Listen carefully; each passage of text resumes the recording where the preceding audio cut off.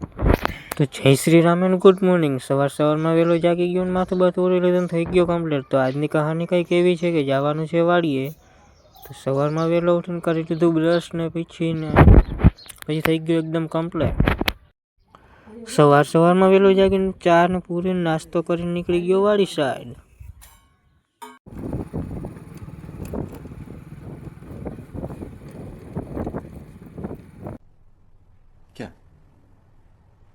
क्या बात कर रहे हैं? વાડીએ પોકીને ખવડાવી દીધા ગલુડિયાઓને રોટલા અને પછી નીકળી ગયો જીરું જોવા માટે.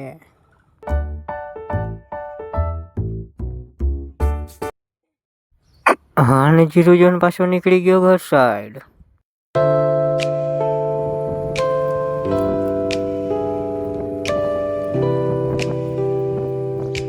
ઘરે આવીને કરી લીધા બપોરા.